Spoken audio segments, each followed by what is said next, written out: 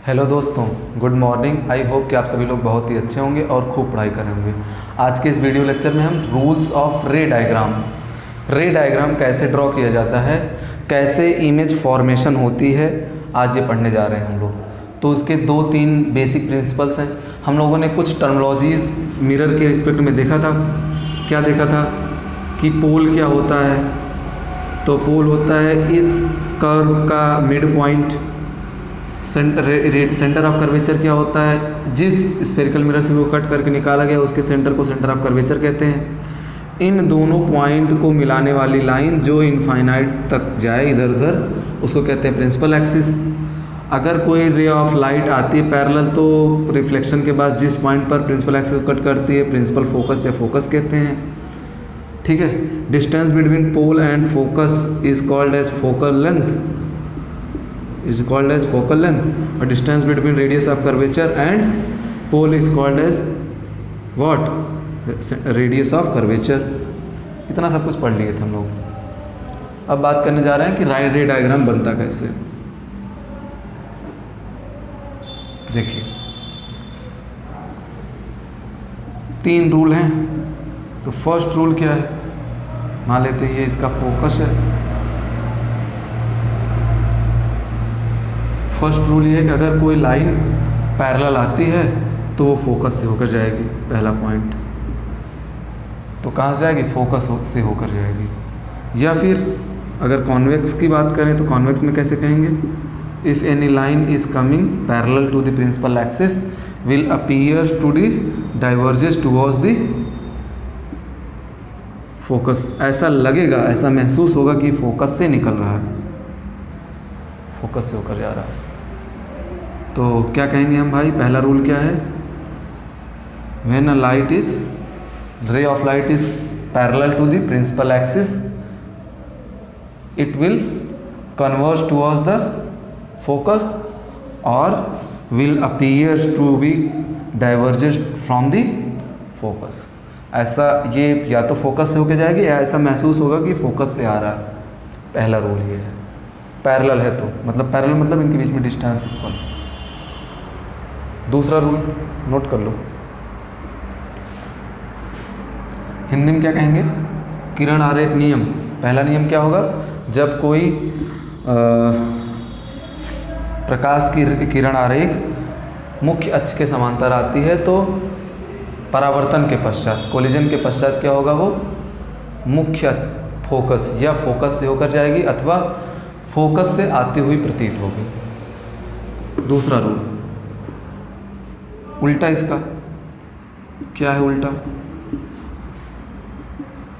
दोनों मिरर की रिस्पेक्ट में बात कर रहे हैं।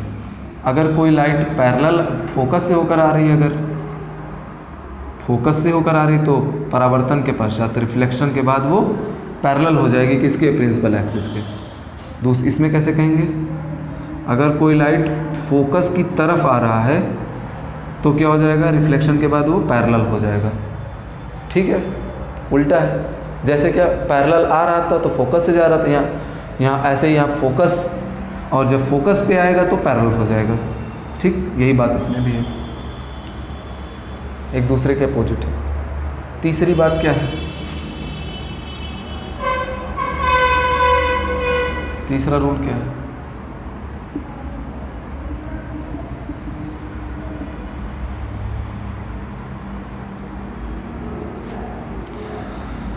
मान लेते हैं ये सी है। थोड़ा बड़ा बना ले मिरर भाई, ज़रूरत बड़े की पड़ेगी।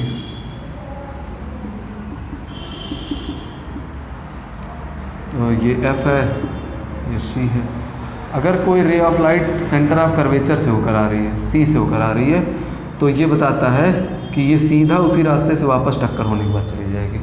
तो when a light is coming from या coming through the centre of curvature after the reflection it will follow the same path. इसमें क्या कहेंगे, व्हेन अ रे ऑफ लाइट, लेते हैं ये एफ है, ये सी है, when a light is coming towards the centre of curvature after reflection it will say follow the same path, उसी रास्ते से वापस चली जाएगी। ठीक है, नेक्स्ट क्या बातचीत होगी, एक और रूल है इसमें, बड़ा बेसिक रूल है, उसका कहीं यूज बेसिकली होता नहीं है, और वो लॉ ऑफ रिफ्लेक्शन ही है एक तरीके से। क्या है, अगर कोई रे ऑफ लाइट आती है, ठीक है, और अगर इसके पोल पर जो है कोलाइड करती है, पी पर कोलाइड करती है, तो जितना डिग्री का कोण एंगल जो है बनाएगी प्रिंसिपल एक्सिस के साथ में, रिफ्लेक्शन के बाद भी उतना ही एंगल बनाएगा। मतलब ये आई और आर जो है वो आपस में angle of I angle of R बराबर होंगे आपस में, ठीक है। ऐसा इसमें भी ऐसे दिखा सकता है, when a light is colliding at the pole of a mirror, after reflection it will follow the path having the equal angle of reflection such that angle I equals to angle R। बात वही है भाई, ये law दूसरा law हम लोगों ने पढ़ाई था। तो ये 3 लॉ हैं रे डायग्राम के, इसकी मदद से हम लोग रे डायग्राम बनाएंगे कॉन्केव मिरर में और कॉन्वेक्स मिरर में। 6 तरीके की इमेज इसमें भी बनती है, 2 तरीके की इसमें बनती है। हम लोग अगले वीडियो लेक्चर में उसकी चर्चा करेंगे कैसे बनता है। इस रूल्स को फॉलो करिएगा, याद करिएगा, समझिएगा, लिख लीजिएगा, बना लीजिएगा। हम इसका उपयोग करेंगे अगले वीडियो लेक्चर में। आज के लिए इतना ही। Thank you class.